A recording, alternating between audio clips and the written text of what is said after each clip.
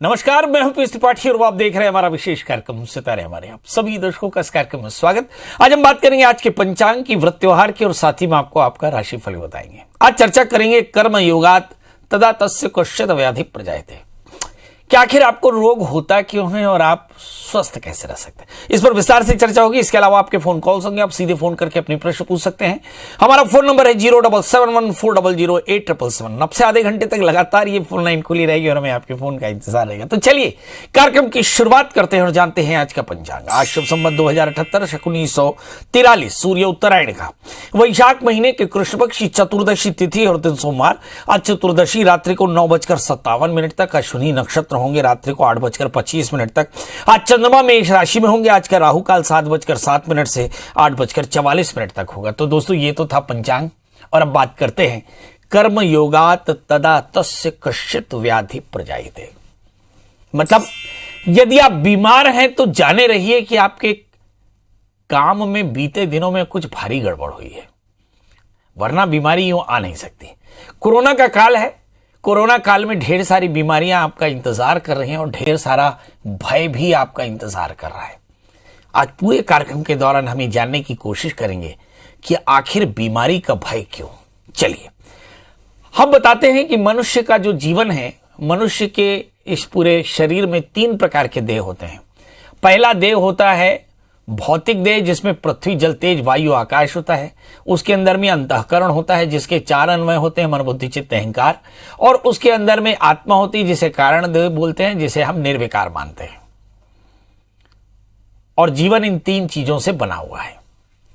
अब बड़ा प्रश्न यह है कि आत्मा निर्विकारी है, शरीर में भी विकार नहीं है, मगर अंतःकरण में विकार हो सकते हैं। जैसे मैंने कहा कि पृथ्वी जल तेज वायु आकाश, ये 5 तत्व हैं, और इन 5 तत्वों का जो समन्वय है यही मूल रूप से आपको स्वस्थ रखता है। अगर ये आपके यथेष्ट मात्रा में है तो आप स्वस्थ रहेंगे, और इनमें थोड़ी सी भी गड़बड़ हुई तो आप जाने रहिए कि आप बीमार हो सकते हैं। आपके जीवन में अनेक प्रकार की परेशानियां उत्पन्न हो सकती हैं, रोगी हो सकते हैं। साथ ही आत्मा के 7 गुण माने गए: ज्ञान, पवित्रता, प्रेम, शांति, सुख, आनंद, खुशी और शक्ति। इसलिए आत्मा को सतोगुणी माना गया। लेकिन 7 गुणों में अंतःकरण में अगर किसी प्रकार का कोई व्यवधान आ जाए, काम, क्रोध, लोभ, मोह, अहंकार, स्वार्थ जैसी चीजें आ जाएं, तो चरक संहिता के अनुसार इन्हीं तत्वों के समायोजन से स्वाद बदल जाते हैं। मतलब मीठे का स्वाद, पृथ्वी, खारे का स्वाद, खट्टे का स्वाद, कसैले का स्वाद बदल जाता है। असल में ये अलग अलग तत्वों से बने हैं, कुछ वायु जल से बने हैं, कुछ अग्नि जल से बने हैं। तो ऐसी स्थिति में व्यक्ति परिश्रम तो करता है, लेकिन सतोगुणी संतुलन बनाने का कोई प्रयास करता है। इसमें कुछ लोग सफल हो जाते हैं, कुछ लोग असफल हो जाते हैं। जो सफल नहीं हो पाते वे बीमार हो जाते हैं। इसलिए व्यक्ति को अपने जीवन में शांति, सुख, समृद्धि और आनंद पाने के लिए अपने अंतःकरण को शुद्ध करने का उद्यम करना चाहिए। अब आइए देखते हैं कि इस अंतःकरण को शुद्ध करने के लिए ज्योतिष में क्या लिखा है। ज्योतिष में लिखा है कि किसी भी व्यक्ति को स्वस्थ रहना हो तो लग्न, 3, 5वें और 11वें स्थान सूर्य और चंद्रमा को बहुत सावधानी से समझना चाहिए। और इसके लिए आपके जीवन में 2 चीजें हैं, एक तो आज्ञा पालन और दूसरा अनुशासन और धर्म के 10 लक्षणों की पालना करना। यदि आप धर्म के 10 लक्षणों का पालन करते हैं तो आप याद रखिए कि आप स्वस्थ रहेंगे, और यदि आप अधर्म करते हैं तो निश्चित जानिए कि आपके जीवन में बीमारियां आ सकती हैं। अब बड़ा प्रश्न है, आपके जीवन में जो हो चुका है उसे दूर कैसे करेंगे, और जो आने वाला है उसे कैसे सुधार सकते हैं। तो इसके लिए सबसे पहला काम है जीव सेवा, दया, स्वाध्याय, दान, सत्संग और यज्ञ। ये खटकर्म हैं, ये 6 काम हैं जिनको करने से जीव अपने जीवन में संतुष्ट होता है, स्वस्थ होता है और कल्याणकारी होता है, आनंदित होता है। इसका मतलब बहुत साफ है कि यदि आप अपने जीवन में जीव दया नहीं करते यानी निर्दयी होते हैं तो ऐसी स्थिति में आपका मन अशांत हो जाता है, और मन के अशांत होने से आप बीमार हो जाते हैं। तो वितरणम दानम प्रोक्तम वैतरणीयते। यदि आप चाहते हो कि आपका जीवन शांति हो, शांतिमय हो, सुखमय हो, तो ऐसी स्थिति में आपको दान करना चाहिए, वितरण करना चाहिए। मतलब जिनसे आप मेहनत कर रहे हैं, ज्ञान ले रहे हैं, सामग्री ले रहे हैं, उन्हें वापस में कुछ देना चाहिए, और इतना देना चाहिए जिससे वह प्रसन्न हो सके। कई बार हम अपनी पूरी शक्ति रिक्शे वाले पर, भाजी वाले पर, समोसे वाले पर लगा देते हैं, पर ये भूल जाते हैं कि वो हमारे समाज के अंग और हमारे ही धन से वो पलने वाले हैं। ऐसी स्थिति में जो आपका शोषण है वो आपके अंतःकरण में पाप संचित करेगा, और अंततोगत आप बीमार हो जाएंगे। मतलब स्वस्थ रहने का तरीका है कि आप खूब दान करें, खूब जीव सेवा करें, भगवान के नाम का सत्संग करें, नाम का संकीर्तन करें, दान करें, यज्ञ करें, स्वाध्याय करें, तो आप स्वस्थ रहते हैं। चलिए अब हमारे प्रश्नों का सिलसिला, मतलब हमारे जातकों के प्रश्नों का सिलसिला शुरू होगा। हमारे साथ पहले कॉलर हैं सिद्धांत जी, आपका बहुत बहुत स्वागत है। टीवी की आवाज बंद कर दीजिएगा, टेलीफोन से बात करिएगा। प्रणाम पंडित जी। जी प्रणाम करता हूँ, बताएं। मैं अपनी पत्नी के बारे में पूछना चाहता हूँ। बहुत सुंदर, बहुत सुंदर। डेट ऑफ बर्थ बताएं। 19 नवंबर 1997। और समय? दिन में 1:29। 97 कहा कि 95 कहा? 97, 97। और जन्म समय 1:29 दिन में। दोपहर में? दोपहर में जी। जन्म स्थान बता दें। उदयपुर, राजस्थान। बहुत सुंदर, बताइए क्या जानना चाहते हैं। मेरी पत्नी ने बीकॉम कर रखी है और एमकॉम अभी चल रही है। बहुत तो सुंदर। आगे का करियर कैसा रहेगा और नौकरी कब तक लगेगी? बहुत सुंदर। आप अपनी पत्नी को, आपकी शादी कितने साल हो गए? शादी को 6 महीने हुए गुरुजी। 6 महीने हुए। और आप पत्नी को पढ़ा रहे हैं? जी, वो एमकॉम कर रही है, फाइनल ईयर में है। बहुत सुंदर। ये हमारे सभी दर्शकों के लिए एक प्रमाण है कि पत्नी को बराबरी का हक दें और पत्नी को इस योग्य बनाएं कि वो आने वाली संतान का ठीक पालन कर सके। यदि आपकी पत्नी नहीं पढ़ी हो तो उसे पढ़ाएं, अच्छे से काबिल बनाएं, ये एक अच्छी बात है। हो सकता है कि कई बार कम उम्र में भी शादी हो जाती है, पर अपने आप को पढ़ाते रहना चाहिए, यही पति का सबसे अच्छा धर्म है। चलिए आइए देखते हैं आपकी पत्नी को नौकरी मिलेगी कि नहीं। आपकी पत्नी का जन्मलग्न कुंभ है और उनकी जो राशि है वो कर्क है। अभी इस वक्त तो बृहस्पति 8वां है, मगर बृहस्पति जब 9वां चला जाएगा, मतलब वर्ष 2022 अप्रैल के बाद, तो मुझे ऐसा लगता है कि बहुत सारे अवसर इनको मिलेंगे। एमकॉम कर रही हैं, मगर जो इनकी जन्मपत्री है उसमें ऐसा लगता है कि इनको नौकरी मिलेगी, तो हो सकता है एजुकेशन भी मिले। तो एमकॉम के बाद आप बीएड जरूर करा लें, आप देखेंगे आपकी पत्नी को नौकरी पक्के तौर पर मिलेगी। बस एक चीज याद रखिए कि आप अपनी पत्नी के लिए मंगल का व्रत करें, नमक तेल का त्याग करें, मंगल स्तोत्र का पाठ करें, मंगल यंत्र की पूजा करें, और हो सके तो पत्नी को एक 4 कैरेट का ओपल और 4 कैरेट का जामुनिया पहनाएं, कल्याण होगा। जी राजेंद्र जी जुड़ चुके हैं। राजेंद्र जी, आपका बहुत बहुत स्वागत है। बताइए क्या जानना चाहते हैं। पंडित जी, मुझे अपनी बच्ची के बारे में पूछना कि उसकी शादी वगैरह कब होगी। डेट ऑफ बर्थ बता दें। उसकी 3/1/94, रात में 8:10, जौलपुर का है। बहुत सुंदर, बहुत सुंदर। क्या जानना चाहते हैं प्रभु की शादी कब होगी? बेटी ने पढ़ाई क्या की है? बेटी ने तो बीकॉम करी और अभी LLB कर रही है। बहुत सुंदर, बहुत सुंदर। माँ बाप का भी काम है कि बच्चों को खूब अच्छे से पढ़ाएं, क्योंकि पढ़ा हुआ समझदार जो नागरिक है वही देश चला सकता है। इस बच्ची का जन्मलग्न कर्क है और इसकी जो राशि है वो कन्या है। मैंने इस बच्ची की शादी की तारीख लिख लीजिए, 22 अप्रैल 2022। इससे 1 वर्ष के भीतर इस बच्ची की शादी हो जाएगी। अभी प्रयास करने से भी कोई फायदा होगा नहीं। इस बच्ची का सप्तमी शनि 8वें स्थान में है। शादी से पहले एक छोटा सा कुंभ विवाह करा ले। बच्ची को कहें कि बृहस्पतिवार का व्रत करे, 4 कैरेट का मोती, 4 कैरेट का टोपाज धारण करे। करियर के साथ में इन्हें शादी भी जल्दी होगी और दाम्पत्य जीवन भी बेहतर होगा। चलिए हमारे साथ अगली कॉलर पिंकी जी है। पिंकी जी, आपका बहुत बहुत स्वागत है। बताइए क्या जानना चाहते हैं। लगता है पिंकी जी से बात नहीं हो पा रही। शादी नहीं हो रहा, शादी कब होगा उसको जानना है। शादी का साल जानना है, बहुत बढ़िया। डेट ऑफ बर्थ बता दें। डेट ऑफ बर्थ 25 मई 1992। 25 मई 1992। 99 92। और समय? समय 7:30 बजे रात को। और जन्म स्थान? जन्म स्थान पामगढ़, जानकी चांपा, छत्तीसगढ़। पामगढ़? हाँ। बहुत सुंदर। बेटा अभी पढ़ाई क्या की है आपने? ये 12वीं तक पास है। बहुत सुंदर। आगे पढ़ाई क्यों नहीं की? कर लेना पढ़ाई कर लेना, क्योंकि तुम्हारी जन्म कुंडली में टीचर बनने का योग है। थोड़ी सी पढ़ाई कर लो प्राइवेट में, बीए कर लो, बीएड कर लो, काफी अच्छा रहेगा। अब बड़ा प्रश्न है शादी का। आपका जन्म लग्न वृश्चिक है और आपकी जो राशि कुंभ है, मुझे ऐसा लगता है कि आपकी शादी के लिए बैंड बाजा सबका जुगाड़ हो गया है। 6 अप्रैल 2021, इससे 22 अप्रैल 2022 के पहले आपका विवाह हो जाएगा। मतलब वर्ष 2021-22 में आपकी शादी का योग दिखाई पड़ता है। तो क्या कोई शादी में व्यवधान है? मुझे ऐसा लगता है बिल्कुल नहीं। तीसरे स्थान में शनि है, थोड़ी बहुत अगर व्यवधान हो तो एक छोटा सा कुंभ विवाह करा लें। सोमवार का व्रत किया करें, भगवान शिव का पूजन करें, 4 कैरेट का एक अच्छा सा मोती और 4 कैरेट का टोपाज धारण करें, आपकी सारी परेशानियां दूर होंगी। गीतांजलि जी, आपका बहुत बहुत स्वागत है। बताइए क्या जानना चाहती है? सर मैं अपने बड़े बेटे के बारे में जानना चाहती हूँ। बहुत सुंदर। डेट ऑफ बर्थ बता दें जी। 28 जून 2008। और जन्म समय बता दें।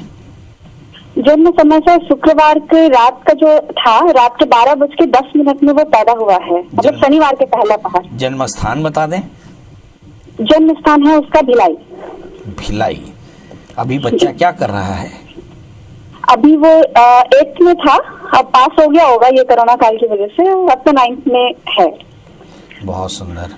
आप बच्चे को क्या बनाना चाहती हैं? सर ऐसे तो मैं चाहती हूँ कि वो IPS ऑफिसर बने। चलिए, ये बात बच्चे को सीने से लगा के बता देना कि बेटा मैं तुम्हें बड़ा अफसर बनाना चाहती हूँ। काम आएगा। इस बच्चे का जन्म लग्न धनु है, राशि इसकी धनु है, लग्न में गुरु के साथ में चंद्रमा है, ये निश्चित अफसर बनेगा। इसके तीसरे स्थान में राहु, मैथ्स कमजोर है, फैंटेसी ज्यादा है, इसे मोबाइल, इंटरनेट, कंप्यूटर से थोड़ा दूर रखेगा। मगर ये बहुत मुश्किल है क्योंकि ऑनलाइन पढ़ाई हो रही है और इस पढ़ाई में मजबूरी से हम अपने बच्चों को ऑनलाइन चीजें देते हैं, यानी गैजेट्स देते हैं, मोबाइल, टीवी। तो ये एक परेशानी की वजह है। पर मैं आपको बता दूं कि जैसे ही लॉकडाउन खत्म हो, बच्चे से मोबाइल छीन लीजिएगा, टीवी पर बहुत टाइम मत दीजिएगा, क्योंकि इस बच्चे के तीसरे स्थान में राहु है। ये बहुत तेजी से LED स्क्रीन से मेस्मराइज हो सकता है और इसकी पढ़ाई में काफी व्यवधान आ सकता है। तो कोशिश करें मैथ्स और फिजिक्स जैसे विषय पर थोड़ा सा वजन देवें। आगे चल करके आपका बच्चा बहुत नामी अधिकारी बनेगा। मेरी तरफ से ढेर सारी शुभकामनाएं। बच्चे का मैथ्स वीक है, हो सकता है कॉमर्स ले या हो सकता है बायोलॉजी ले।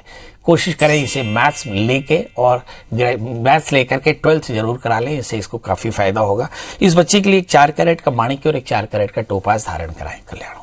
चर्चा कर रहे हैं हम कि कर्म योगात् तदातस्य कश्चित् व्याधि प्रजायते। जो बीमारियां होती हैं वो कहीं ना कहीं आपके कर्मों के प्रभाव से होती हैं। यदि आप कर्मों पर थोड़ा सा अनुशासन रखें तो आप अपनी बीमारियों से बच सकते हैं। चलिए, हमारे साथ अगले कॉलर गोपाल जी है। गोपाल जी, आपका बहुत बहुत स्वागत है। बताइए डेट ऑफ बर्थ, टाइम और प्लेस। गुरु जी राम। मैं अपने भाभी के बारे में जानना चाहता हूँ। अपने भाभी के बारे में। भाभी के बारे में, बहुत बढ़िया। पहले आदमी है हिंदुस्तान में जिन्होंने अपनी भाभी के बारे में प्रश्न किया। डेट ऑफ बर्थ बता दें। 20/12/1977। और समय बता दें। समय सुबह 7:30 बजे। और जन्म स्थान बता दें। खरगोन। प्रभु बताएं क्या जानना चाहते हैं? गुरु जी, इन्होंने MA BEd किया है और अब सरकारी जॉब के लिए प्रयास कर रहे हैं, तो कब तक लगेगी? बहुत सुंदर, बहुत सुंदर।